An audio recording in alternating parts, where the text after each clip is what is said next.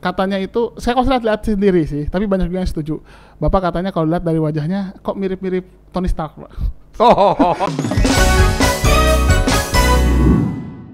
Halo Sobat Podcast, ketemu lagi dengan saya Brosis di Podcast BPJS Kesehatan.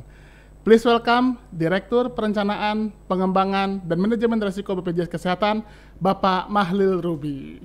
Selamat sore, Pak. Sore, Pak. Aduh, terima kasih Pak nih sudah mau meluangkan waktunya di tengah kesibukannya untuk hadir di sini, Pak. Sehat, Pak? Alhamdulillah. Alhamdulillah. Kayaknya sibuk banget hari ini ya, Pak ya? Ya, lumayan. Lumayan ya, Pak ya? Lumayan seru.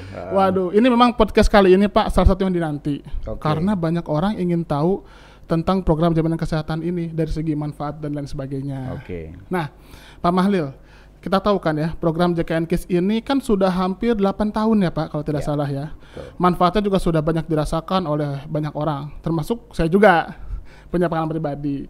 Nah, beberapa waktu lalu Pak, sempat rame di medsos, ada yang ngebanding-bandingin jaminan kesehatan JKN KIS sama dengan jaminan kesehatan di negara lain Pak. Oke. Seperti ini Pak nih. Nah, jadi ternyata dia ngebandingin kalau asuransi di US itu ternyata sangat mahal. Dan banyak yang nggak bisa bayar, bahkan sampai ada orang jatuh miskin Pak, karena mereka tidak mampu untuk membayar.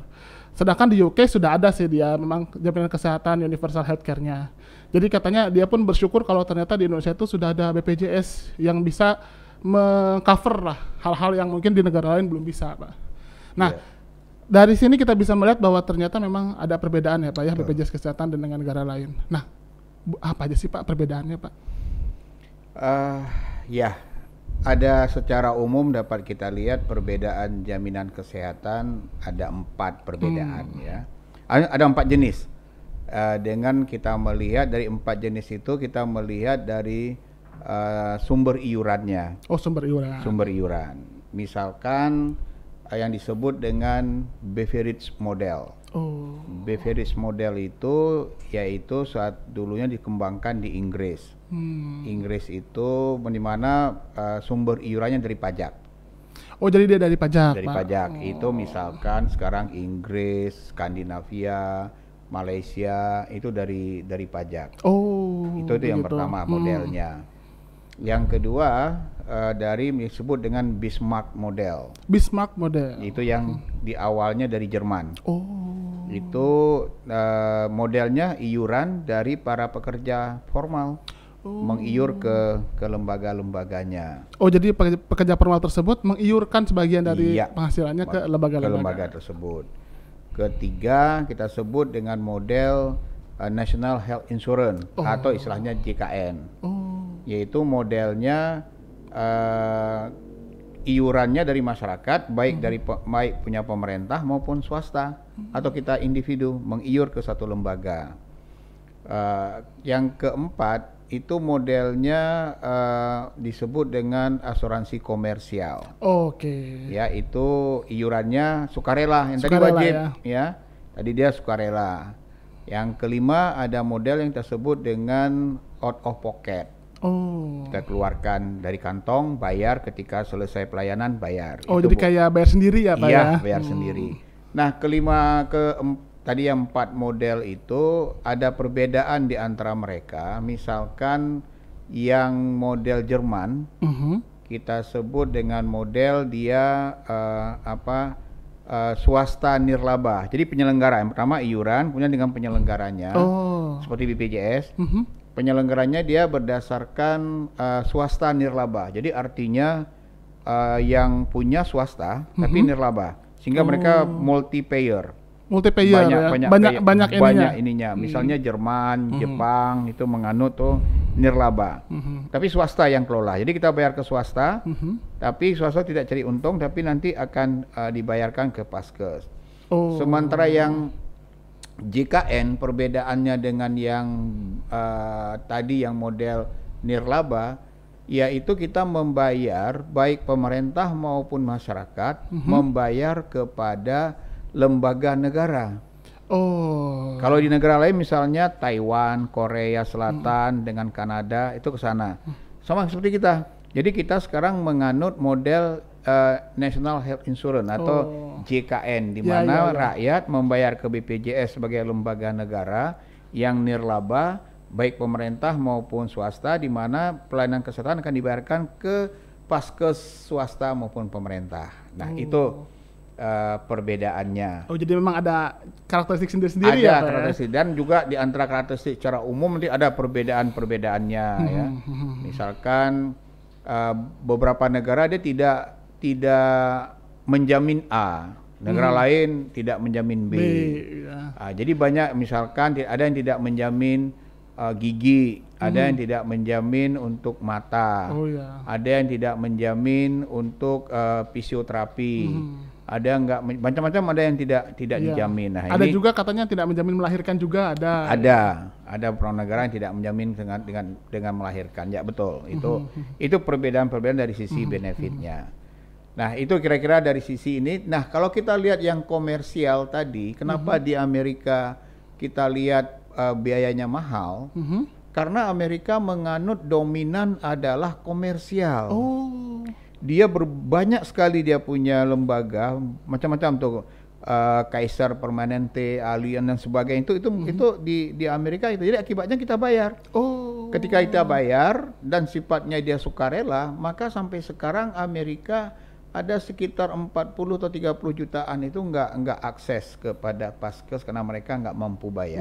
Ya. Sementara biaya pelayanan itu mahal sekali di Amerika. Mahal dan pastinya sulit tidak semua bisa mengakses ya. Betul, makanya tadi di dalam itu benar, makanya Amerika itu istilahnya betul-betul sesuatu yang berbeda. Jadi kita nggak usah contoh Amerika, banyak negara nggak contoh Amerika, cuman dia satu-satunya di dunia yang modelnya dominan komersial. Padahal negara maju ya. Negara maju, walaupun masih ada yang sosial, cuman hanya untuk orang miskin yang disebut Medicaid. Kalau kita sudah tua, kalau di Amerika umur 65 tahun disebut Medicare.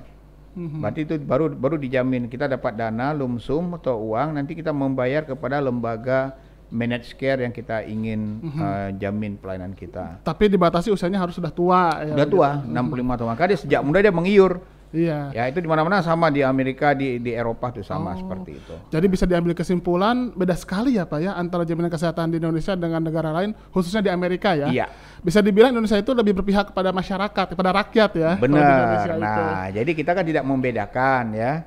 Nah, kalau di sosial ini kenapa? Karena perbedaan sosial dengan komersial yang paling menonjol, kita tidak melakukan yang tersebut dengan underwriting.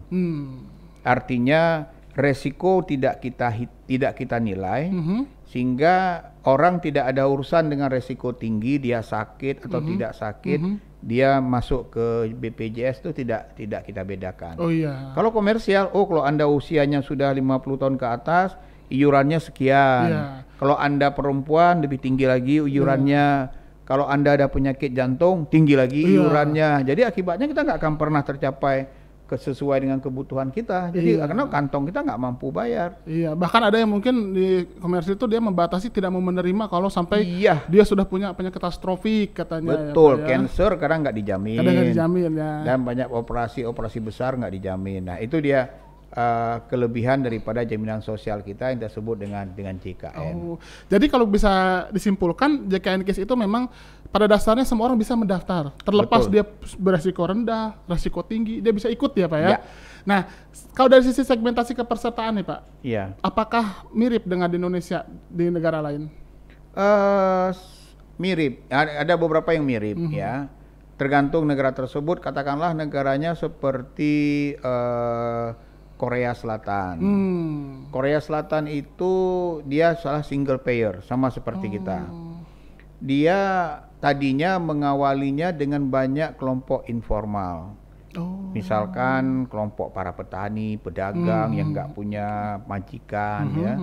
Kemudian karena proses dia berkembang akhirnya otomatisasi dari berbagai sistem pelayanan publik, maka dia sekarang sudah, biarpun dia pedagang, dia sudah terotomasi sehingga masuk kepada formal.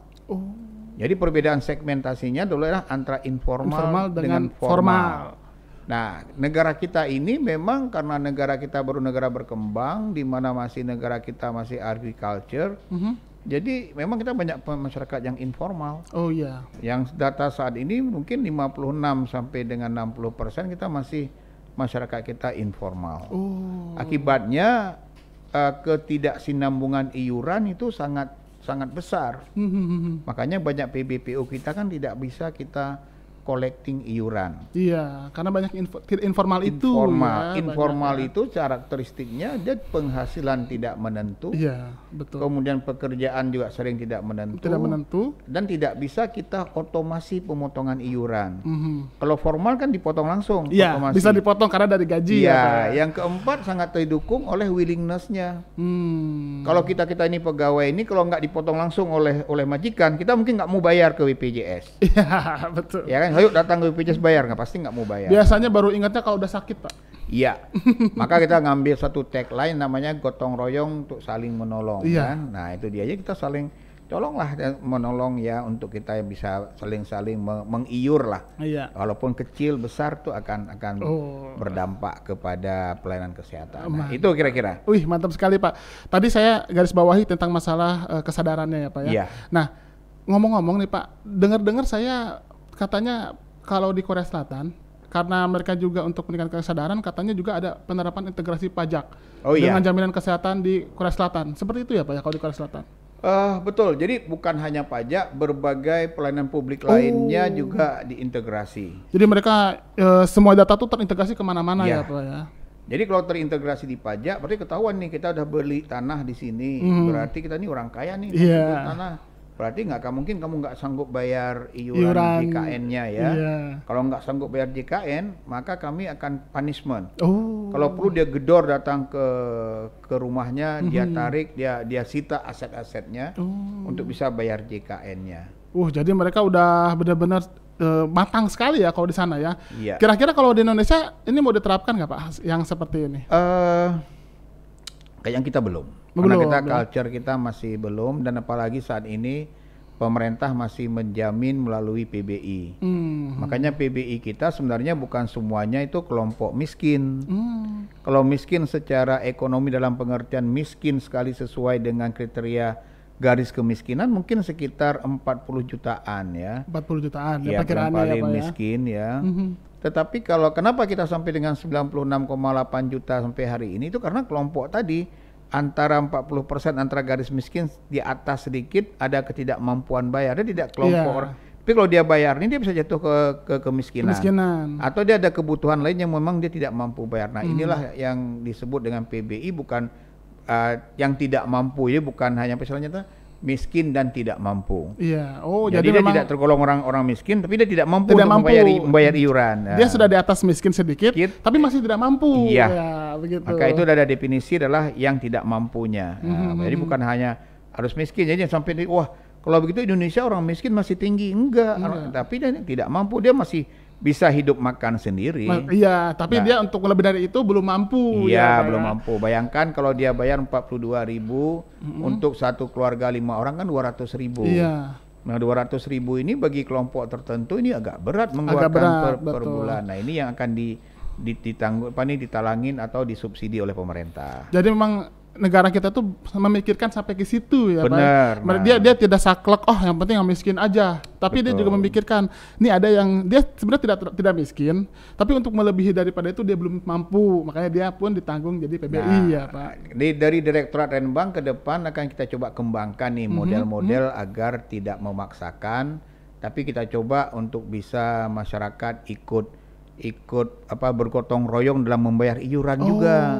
Ya. Misalkan kita mau meningkatkan peran desa. Di desa kan sebenarnya desa lah yang banyak mengetahui bagaimana kondisi rakyat desanya. Iya, betul. Ya, RT, RW atau kepala desa kan tahu nih, si fulan tuh miskin. Ya, betul. Atau dia fulan nggak miskin, tapi kali ini dia punya motornya masuk bengkel karena turun mesin. Iya. Pasti dia nggak bisa sanggup bayar ini. Iya. Mungkin dengan dana kas desa atau menalangi sebentar. Jadi memang mau dibantu untuk partisipasi juga sampai ke level desa. Level desa. Kemudian desa juga mengingatkan, tolong Bapak Ibu yang belum bayar JKN, nanti kalau sakit bahaya lo kalau nggak ada terjamin. Iya. Nah, tolong sebentar nih siapa nih Bapak Ibu nih yang belum bayar. Jadi boleh sebagai notifikasi di desa. Notifikasi ya, biar saling mengingatkan ya Pak ya. Iya, mengingatkan. Jadi memang kalau bisa kita lihat memang program ini tuh perlu partisipasi dari semua pihak Yes. Pak ya. Nggak bisa cuma satu orang Benar. atau satu badan gitu ya. Makanya kita dalam misi daripada direksi yang baru sekarang kan menyebutkan sebagai dengan engagement. Engagement. Nah, engagement itu kan bagaimana kita sama-sama meng-engage ya, kayak ada Iya. kegigit ya. Iya. Nah, yang engage kan ada kayak ada gigit satu Iya, sama saling satu, ini, saling apa ya, berpegangan, megangan sehingga- gitu ya. sehingga Iya. kita kuat di dalam Betul. menghadapi berbagai tantangan kalau ada yang hal-hal yang tidak baik menerpa pelayanan penyelenggaraan kita. Itu kira-kira. Wah, jadi memang kalau kita lihat program ini memang akan terus dikembangkan ya Pak ya, Iya. diimprove lagi, Iya. termasuk partisipasi dari semua pihak. Betul. Nah, bicara tentang partisipasi dari semua pihak ini, kita pasti ingin tahu kan sejauh mana kecepatan pertumbuhan peserta JKN KIS di Indonesia nih.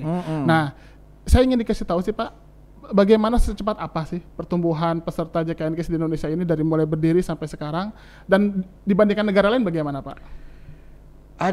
Memang kita dianggap sebagai pertumbuhan peserta yang fenomenal ya. Iya. Jadi Fenomenal sekali ya Pak ya? fenomenal sekali kita. Kalau kita mungkin lebih dekat ini semoga kita bisa lebih cepat dari Korea Selatan.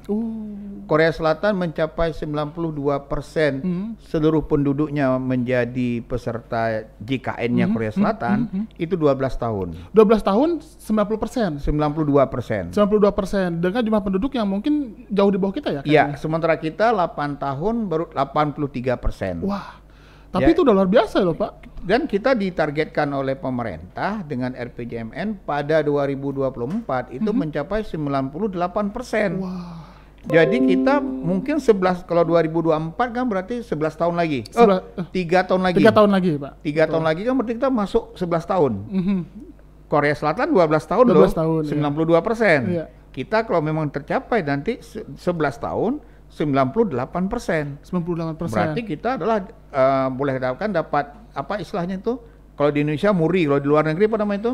Guinness World. Guinness Award. Guinness Book of Record Guinness ya. Book. Ya. Iya. Jadi di dunia kita yang saat ini yang the best terhadap percepatan pertumbuhan. Negara lain seperti Jerman sampai 120 tahun. 100 tahun lebih Pak. 100 tahun Wah. lebih. Padahal penduduknya nggak sebanyak kita ya Pak. Iya, Jerman sekarang benar-benar 60-an juta. 60 juta. Pada masa itu Kita aja udah 200 lebih ya Pak. kita 270 juta. 270 juta. Wah, jauh banget Sekarang ya. kita kan sudah tercover 226,3 juta. Tinggal sekitar ya 40-an juta lagi 40 juta ya. 40 juta lagi. Se-Korea lah ya, se-Korea Selatan ya.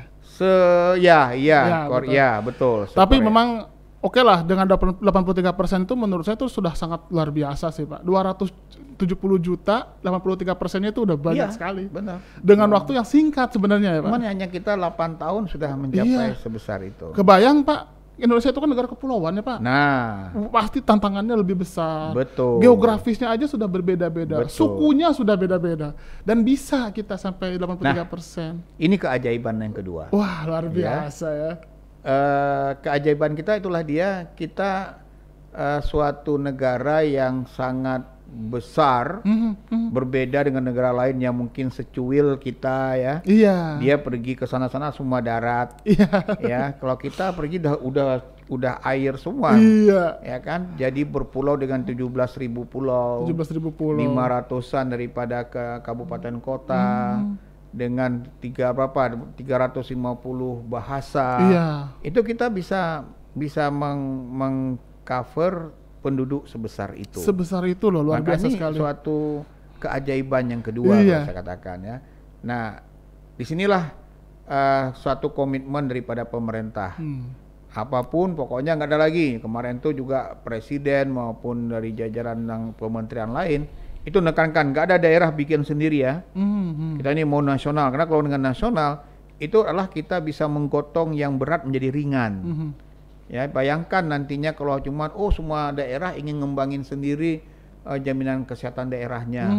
Kalau daerah yang kaya, kalau daerah miskin bisa. Kalau daerah kaya pasti mau lengkap bisa ya. Kalau daerah miskin kan. Nah, makanya kita semua integrasikan ke dalam JKN. Nah, ini yang kita suatu kerjasama dari seluruh stakeholder sebelumnya untuk kita integrasikan. Nah ini betul. Mungkin banyak negara lain akan banyak belajar ke kita.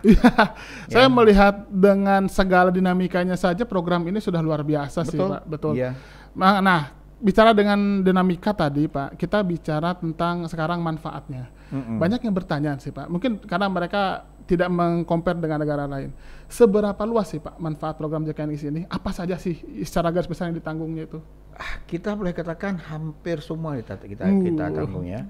Banyak dunia memandang kita sesuatu juga keajaiban yang lain. Keajaiban yang lain lagi, keajaiban lagi nih dah 3 keajaiban nih. Banyak banget keajaibannya. Udah dengan premis itu nanggung lagi penyakit kanker. Yang nggak ada batasnya, penyakit jantung, operasi, bedah otak, bedah semuanya kita jamin. Yang nggak kita jamin mungkin yang cukup rendah-rendah yang mungkin kita anggap itu bukan dapat dibayar sendiri. Misalkan dia ini kayak kosmetika. Yang buat kecantikan ya. Kecantikan. Jadi yang negatif list, istilahnya negatif list, yang nggak dijamin seperti itu. Atau mereka-mereka ini yang balap-balapan, ya karena menganggap tuh balap itu berarti ada kecelakaan seperti resiko tinggi. Resiko tinggi ya karena karena sendiri sih Pak ya. Kena kemauan sendiri. Nah kemudian ada juga kalau dia tidak sesuai prosedur kan, yang tidak begitu banyak lah. Kalaupun dihitung-hitung mungkin hanya 5-7 penyakit aja yang kita nggak jamin. Sedangkan yang lain nggak terbatas. Iya. Ya. Karena memang katanya di negara lain aja saya dengar ada yang cuma dijamin ini tadi kan Bapak sebutin ya. Di Amerika saja yang lansia. Iya, yang lansia dibayarnya. Di kita mah mau bayi sampai dia udah sepuh pun tetap bisa ikut. Betul. Ya Pak. Nah makanya kita berharap semua bangsa Indonesia merasa bangga hidup lahir di Indonesia dan mati di Indonesia. Betul. Iya kan? Emang luar biasa negeri ini ya Pak. Jadi kita di waktu mau lahir juga kita ke dunia ini juga dijamin sudah aman. Mati pun juga kita juga aman di Indonesia. Kan itu menjadi kita akan mencintai Indonesia. Jadi sebenarnya JKN ini salah satu alat lain untuk betul-betul dalam upaya persatuan Indonesia sebenarnya. Saya tidak langsung mempersatukan kita sih Pak. Betul. Jadi JKN juga tool persatuan dan tool salah satu nilai kemerdekaan, ya manfaat daripada kemerdekaan. Betul. Karena kenapa? Karena dengan JKN tidak ada membedakan semua wilayah, agama, geografis maupun ekonomi suatu daerah. Dan sebagainya, suku, kita semua jamin. Asal dia rakyat Indonesia. Asal dan dia aktif dan mengikuti prosedurnya. Betul. Kalau dia tidak mampu, pergi daftar ke dinas sosial. Nanti laporkan ke Kementerian Sosial. Nanti Kementerian Sosial masukkan ke Kementerian Kesehatan. Kementerian Kesehatan yang akan membayar iuran melalui BPJS. Waduh, luar biasa nih Pak. Benar-benar ini informasi dari Bapak ini benar-benar seperti pencerahan. Karena kita semua jadi tahu nih Pak. Ya semoga semua rakyat yang menonton ini kan bisa memahami filosofis daripada kehadiran Jaminan Kesehatan Nasional. Betul. Banyak yang hanya melihat dari sisi negatifnya saja, padahal mereka tidak tahu bahwa program kita itu sudah sangat komprehensif ini ya Pak ya. Ya di dalam pelaksanaan wajar timbul. Wajar sih ya. Namanya juga program besar. Kelemahan kanan wajar. Kita kan tetap berbenah untuk memperbaiki kelemahan-kelemahan tersebut. Betul. Oh ya Pak, dengar-dengar nih Pak, sekarang kita bicara tentang masalah riset dan inovasinya sendiri ya Pak. Pengembangan dan juga dari BPJS Kesehatan ini. Dengarnya BPJS Kesehatan termasuk salah satu lembaga yang rajin melakukan riset ya Pak ya. Betul. Dan katanya menciptakan berbagai inovasi yang cukup banyak ya Pak. Iya. Nah kalau boleh tahu tentang apa aja sih Pak? Kalau di perusahaan swasta sebenarnya ada disebut Research and Development. R&D ya. R&D. Nah, jadi sebenarnya apa itu risetnya? Kita melakukan riset yang sifatnya mendukung core bisnis kita. Atau juga mendukung supporting bisnis. Core bisnis kita kan ada untuk pelayanan kepesertaan, kemudian revenue collection, kemudian satu lagi untuk pembayaran. Jadi riset-riset yang kita lakukan, kita lebih bersifat yang disebut dengan operational research. Jadi operational research itu yaitu riset-riset yang memang kita gunakan untuk mengoperasi bisnis kita, untuk mendukung kita lihat mana kelemahan tahun ini, kita lakukan riset, nanti tahun depan kita perbaiki. Oh, Ya, mungkin perbaiki collectingnya, perbaiki pembayarannya dan sebagainya agar jaminan kesehatan ke depan itu lebih bermutu, lebih efisien dan lebih efektif. Itu kan bermutu, sesuai- efisien, efektif. efektif. Gitu. Itu kan tuntutan daripada amanah daripada undang-undang SJSN. Nah, jadi kita itu di Direktorat Renbank yang kita lakukan untuk riset. Ya, kalau kita lihat mungkin ada 190-an riset yang sudah dilakukan. 190-an, Pak? Ya. Oh, banyak sekali ya. Jadi kita setiap tahun ada sekitar 20-an riset ya, baik yang kita lakukan sendiri maupun yang kita lakukan dengan pihak ketiga. Oh, tujuannya pasti untuk optimalisasi dan simplifikasi juga ya, Pak? Betul. Ya? Kalau untuk di internal, kalau untuk kita lihat di tingkat supporting misalnya untuk internal kita untuk kapabilitas badan, nah kita juga bersifat karena melakukan suatu bisnis proses yang lebih simple, sehingga nggak terlalu berbelit, sehingga lebih mudah. Mengikuti perkembangan zaman juga ya, Pak. Nah, hal ini memang kita didukung oleh teknologi informasi ya. Betul. Itu dari sisi risetnya tadi. Sisi inovasi adalah kita bagaimana dari setiap duta BPJS yang ada, kita harus berpikir sesuatu yang baru. Iya. Kita ikutin perkembangan zaman apapun, karena yang saat ini kita lakukan yang kondisi mungkin kita pikir 3 tahun yang lalu. Betul. Ya, yang hari ini berbeda dengan 3 tahun yang lalu. Betul. Maka kita coba berpikir terus berinovasi. Karena tanpa inovasi maka kita akan mati. Nah, kita juga begitu. Kalau memang kita ingin terus berinovasi, makanya kita bisa merespon tuntutan masyarakat apa. Betul. Dan di internal kita perlu terjadi efisiensi bisnis proses. Dengan demikian kita nggak terlalu sibuk mengerjakan yang seharusnya dikerjakan dengan 1 langkah daripada mengerjakan 5 langkah. Iya. Kan membutuhkan waktu, Betul. sehingga lebih produktif. Ya. Nah, jadi kita banyak mengembangkan sekarang inovasi-inovasi. Sekarang banyak inovasi seperti misalkan kita sedang kembangkan bagaimana inovasi membuat suatu terobosan terkait dengan bisnis proses. Ini biar singkat, katakanlah pendaftaran. Ya, pendaftaran peserta. Ya. Ya. Kan nggak perlu lagi sekarang dengan ini peserta datang ke cabang-cabang. Iya, ngantri di Sabang dulu. Sekarang cabang cuma 20 orang. Iya. Jadi kantor kita yang sekarang begitu besar, sekarang kita bisa main badminton atau main tenis. Ya. Karena udah jarang orang Sudah kesana. jarang orangnya. Iya. Jadi sekarang orang sudah dengan IT, tinggal Iya. di rumah aja dia perubahan mutasi dan bahkan bisa ngecek ini sekarang kalau saya mau berobat, ini sekarang ada di mana yang kosong dokternya. Udah bisa tahu sampai situ ya, Udah Pak, sampai ya? ke situ kita Cukup sekarang. dari rumah dengan aplikasi yang sudah disediakan. Iya. Mobile JKN. Iya, mobile JKN. Nah, banyak kita sekarang terus berbenah. Kalau dulu kita terus terjadi peningkatan inovasi-inovasi. Ide dari dulu mungkin 200 naik menjadi 500, 800 sampai terakhir antara 1.400-an ide. Wah, banyak Ya, sekali kemudian ya. kita menjadi ke inovasi 400-an inovasi. Wah. Nah, ini kita jadikan sebagai backbone kita atau daya tahan kita untuk bisa kita menjawab daripada Tantangan zaman. turbulensi zaman Iya, ya. iya, Kita kan nih hidup di dalam badai yang enggak jelas kan. Wah, Ibarat cuaca Iya. di atas kita terbang.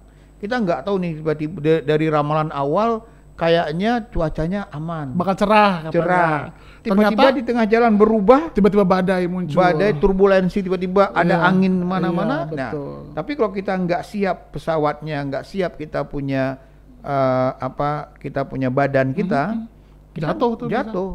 Nah, ini kita siapkan. Jadi apapun kita siap menghadapi berbagai turbulensi lah dan Iya. terkait dengan cuaca-cuaca di luar. Berarti Nah, BPJS itu Kesehatan memang inovasi ya. adalah salah satu kita untuk mencegah kita tidak mati. oke. Nah, jadi Setuju. kita juga tidak harus merasa kita, oh ini kan punya pemerintah. Belum tentu. Iya. Pemerintah besok merubah undang-undang, kita bisa dipilotkan, Iya. ditutup, ya kan? Nah, tapi kalau memang pemerintah dan rakyat melihat kehadiran BPJS dan JKN sangat bermanfaat, ya berarti mereka akan terus juga mau mengiur, Iya. menjaga kesinambungan, Betul, saling kan? mensupport Saling ya. mensupport. Nah, kemudian juga bagaimana kita bisa meningkatkan mutu pelayanan agar ke depan masyarakat terus merasa bangga menggunakan JKN. Luar Jadi biasa. JKN itu menjadi suatu kebanggaan masyarakat walaupun mereka hidup dengan sederhana. Betul, setuju Nah, Pak. kalau itu sudah kita berikan, saya pikir masyarakat akan bangga dan akan mendukung apapun yang terkait dengan kesinambungan daripada JKN. Iya, mantap sekali. Jadi memang betul Pak, kalau saya lihat dari informasi Bapak ini memang riset itu sangat penting ya untuk bisa bertahan. Nah, saya dengar banyak riset dan kajian tersebut yang bisa dikatakan memperoleh penghargaan nih. Oh iya. Katanya sampai tingkat nasional, internasional pun dapat nih. Apa aja sih Pak? Kalau yang di tingkat nasional kemarin kita baru aja mendapatkan dari Menpan RB ya. Menpan RB. Ya, dan terkait dengan pelayanan publik. Pelayanan publik. Ya, kita kemarin itu dapat dengan KBK tahun ini. Jadi kita masuk ke 45 besar. Wah. Nah, luar itu biasa. kemudian banyak lagi yang dari di ISA kita dapat beberapa juga penghargaan di tingkat internasional. ISA itu International Social ISA Social Security Association ya Pak?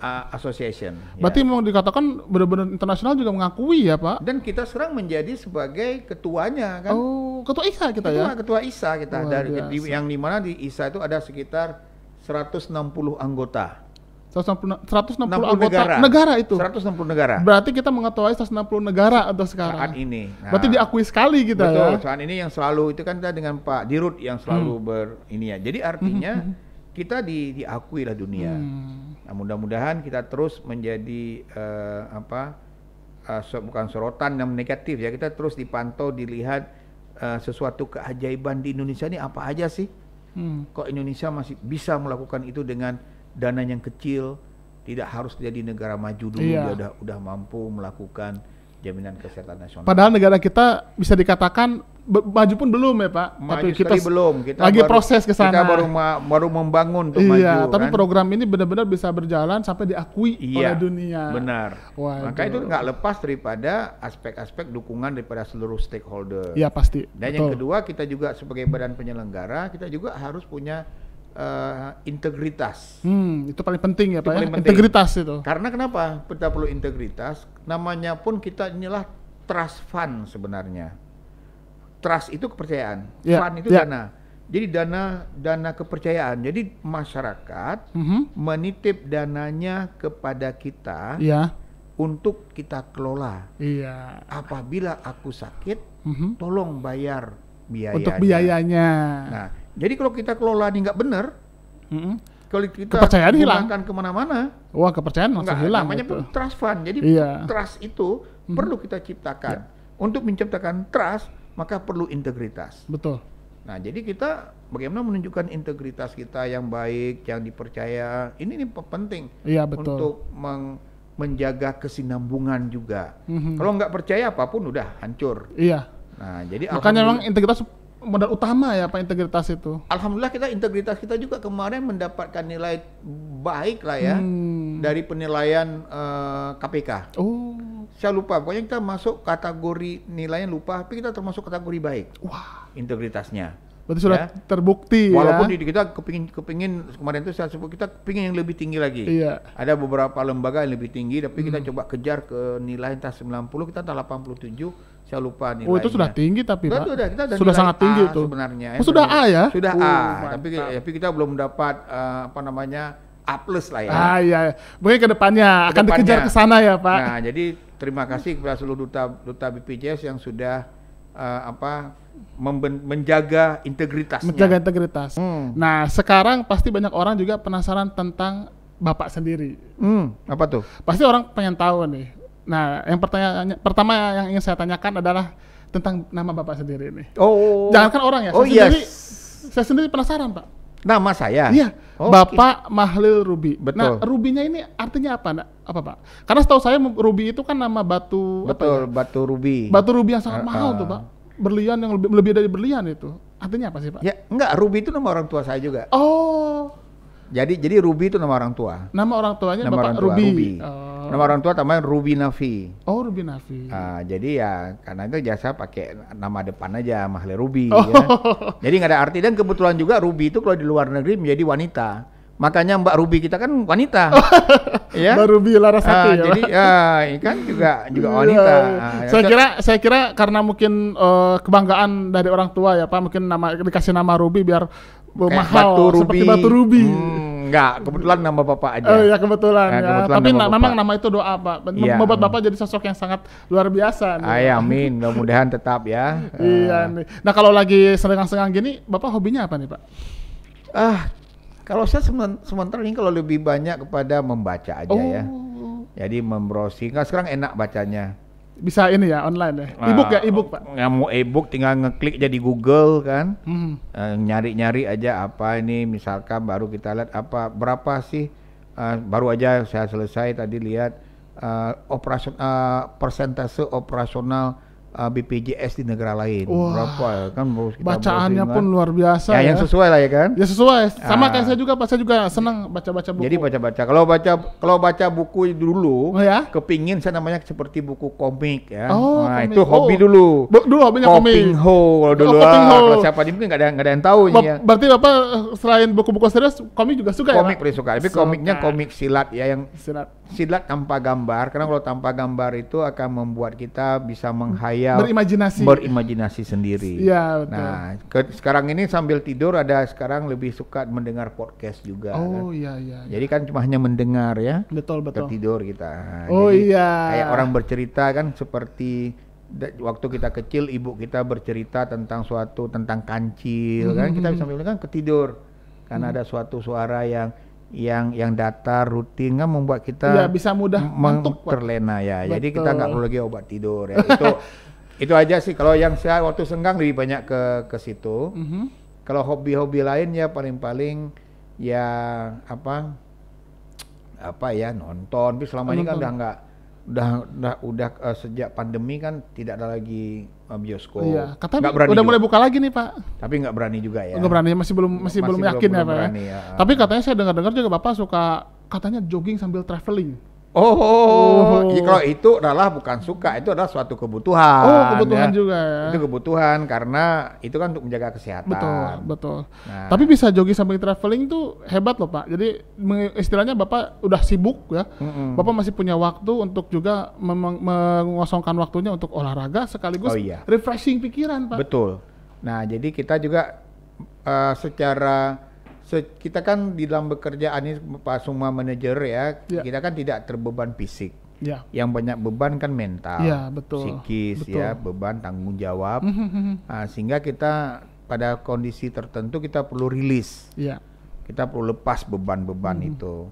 Nah, salah satu cara melepaskan beban itu ya kita perlu merileks badan kita. Caranya macam-macam. Ada yang rileks cuma sekedar tidur-tiduran ya. Boleh juga dengan cara berolahraga, mancing, kemana, itu kan salah satu mekanisme rilisnya daripada untuk biar nggak stres ya Pak. Stres. Nah, jadi kita lebih produktif. Iya. Enggak terus terngiang-ngiang di kita. Yang kedua, makin numpuk makin pusing Pak. betul. Yang kedua, kita dengan berolahraga kan kita tetap sehat, tetap endurance kita bagus, sehingga kita nggak cepat ngantuk, kita bisa bekerja sampai larut malam kan, kalau dibutuhkan kapanpun. Nah itu, dan yang ketiga ya kita semakin berusia, yang para direksi masuk saya yang nomor 2 tertua di BPJS sekarang. Oh iya. Ya kan, terutama Pak Dirut, kedua saya. Oh.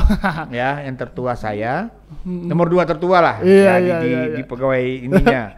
Kan perlu menjaga kesehatan. Kita kan semakin tua kan semakin beresiko tinggi. Iya betul. Pak, jadi betul. dengan berolahraga kita bisa memaintain, walaupun ketuaan nggak bisa kita cegah. Tapi semangat tetap semangat muda. Semangat tetap muda ya Pak. Nah, jangan ke bawah usia ya. Ya, semangat. pikiran kita tetap pikiran milenial, nggak apa-apa kan. Betul. Anak-anak milenial itu memang harus diikutin memang. Betul. Nah, karena kedepannya makin tantangannya makin besar ya Pak. Betul. Benar. Jadi maka teman-teman yang milenial ya kita tetap berproses, karena nanti kita akan estafet ke mereka. Betul.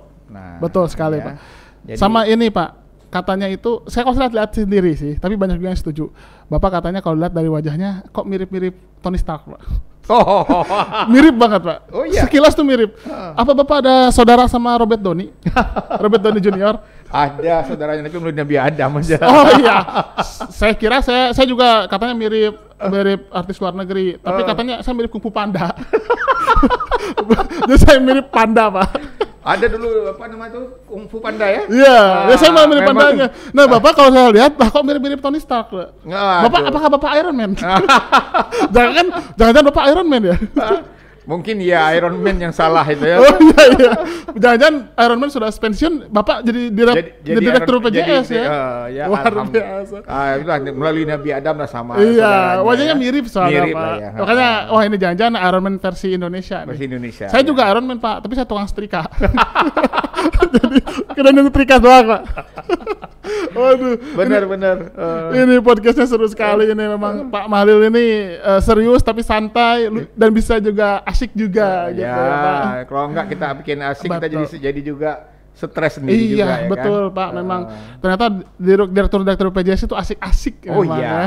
Kebetulan nih kami ini para asik semuanya. Iya betul, Ya. makanya BPJS pun jadi asik. Iya, jadi kita memang dengan demikian kita perlu ciptakan memang suasana kerja kita yang asik. Jadi Iya. kita istilahnya kalau kami bilang sersan, ya. Serius tapi santai. Tapi Saya santai. tahu istilah itu. Nah, jadi kita sersan. Iya. Kami kadang kalau kebetulan kalau nge-zoom di antara direksi itu kami lebih banyak candanya dibanding tapi canda serius. Iya, tetap menyelesaikan suatu problema ya Pak. Problema tapi tetap canda Tapi serius. dengan tidak terlalu Santai. dengan santai. Jadi Wah, kami luar ketawa biasa. terbahak walaupun yang kita bahas yang serius tuh ya. Iya, betul. Tapi tetap ketawa aja jadinya. Iya, gitu. asal jangan ketawa sendiri, Pak. Iya, Nah, kalau itu ketawa dia. sendiri, saya suka ketawa sendiri soalnya. Nah juga kita berharap ini juga menjadi suatu yang bisa menular ke para duta BPJS ya, ke staf yang lain bahwa kita nggak apa-apa, kita biar kita enjoy dalam pekerjaan, nggak apa-apa, kita silakan sedikit lebih santai ya, betul. relax, kita Iya. tidak kaku. Luar biasa. Nah betul. ini apalagi teman-teman yang milenial kan butuh dia kan fun and meaningful kan. Iya. Nah ini harus kita ciptakan itu. Betul, Nah, jadi harus betul. ditunjukkan dulu oleh para direksinya, oleh pimpinannya. Dicontohkan ya, Pak. Dicontohkan. Nah, Iya, betul. kami juga nge-fun kok jadinya kan. Iya, betul. Nah. Jadi kita melihat tuntunan kita pun, oh ya ternyata seperti itu. Iya. Walaupun kadang-kadang kita stres, ya bagaimana seni memberikan delegasi ke bawahan Iya, kan juga ada ininya. itu juga suatu Iya, hal yang betul.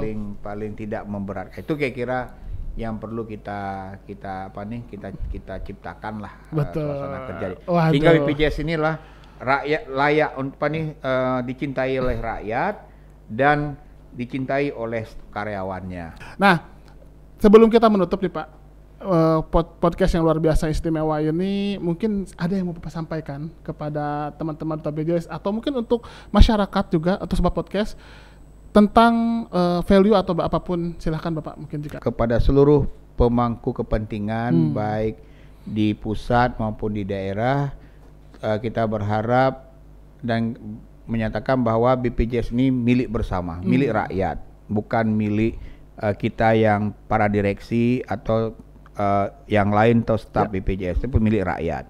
Kita bekerja untuk rakyat. Oleh karena itu penyelenggaraan JKN ini tidak bisa hanya dengan BPJS. Kita butuh dukungan dari berbagai pihak, terutama katakanlah contohnya pemerintah daerah.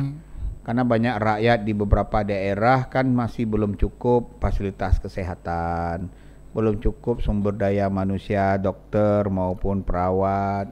Dan ketiga juga kadang alat kesehatannya belum memadai, dilengkapi. Nah, sementara kita kan menyediakan cuman uangnya untuk pelayanannya. Sementara infrastruktur dan lainnya kan perlu disediakan. Ini untuk bisa sama adil ke seluruh Indonesia. Jangan hanya Jakarta yang bagus atau Jawa, sementara luar Jawa, apakah itu di Sulawesi atau Kalimantan atau NTT atau Papua, itu kan seolah-olah tidak adil. Nah, ini peran pemerintah daerah. Yang kedua, kita berharap juga kepada para akademisi untuk terus melakukan kajian, mendukunglah kira-kira pelaksanaan JKN dari secara akademis. Ketiga, mungkin kita berharap kepada media-media sosial, media mainstream, media yang konvensional untuk terus memberitakan yang baik-baik lah. Tetapi mengkritik boleh, tapi menjagalah berita yang berdampak kepada kepercayaan rakyat.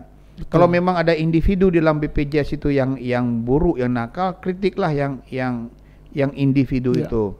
Jadi jangan karena tikus itu kita bakar lumbungnya. Kan? Nah, ini yang kita harapkan. Kadang-kadang media ini juga kan begini, karena menganggap yang negatif sebagai berita, maka dia sampaikan yang negatif menjadi sebagai berita. Tapi bagi kita kalau memang ada suatu kelemahan nggak apa-apa, itu kelemahan ya. Nah, yang keempat kita juga berharap kepada seluruh kepala desa tadi, biar kepala desa juga ikut sebagai masyarakat, ikut juga mengambil peran di dalam peranan JKN, sehingga di dalam program desa itu JKN masuk di dalam program desa. Yang seperti saya katakan tadi, ya apakah menotifikasi dan sebagainya. Dan juga yang terakhir kita juga menyarankan kepada para politisi, kepada para masyarakat yang punya kemampuan, pengusaha, ya mohonlah tetap kita menggalang suatu gotong royongan agar JKN ini tetap menjadi yang lebih baik dan tetap berkesinambungan. Kita akan terus berupaya lebih baik dari sebelumnya. Artinya kita terus setiap hari akan jauh lebih baik dibanding hari-hari ini. Pak, sebelum kita menutup podcast ini, ada kenang-kenangan nih Pak. Oh iya. Buat Bapak. Apa tuh? Ini. Saya udah siapkan nih Pak, buat Bapak. Oh. Wah, ini besar nih Pak. Ya. Wow. Mantap nih. Luar biasa. Tony Stark. Stark. Ini sih Tony Stark beneran ini. Saya bingung ini mana Pak Mahlul, mana karena kumisnya aja. Luar biasa. Oke. Robert Downey. Ya, terima kasih banyak. Terima kasih ya. Oke. Terima kasih. Oh ya, terima kasih Pak. Terima kasih. Itulah Spot podcast BPJS Kesehatan kali ini bersama dengan sosok yang sangat istimewa, yaitu Bapak Mahlil Ruby, Direktur Perencanaan, Pengembangan, dan Manajemen Resiko BPJS Kesehatan. Nantikan podcast selanjutnya dengan narasumber yang tidak kalah inspiratif. Dan jangan lupa teman-teman untuk selalu menjaga protokol kesehatan 5M, mencuci tangan, memakai masker, menjaga jarak, menjauhi kerumunan, dan mengurangi mobilitas. Jangan lupa untuk klik tombol like, share, dan subscribe channel YouTube BPJS Kesehatan. Saya Brosis, see you next time.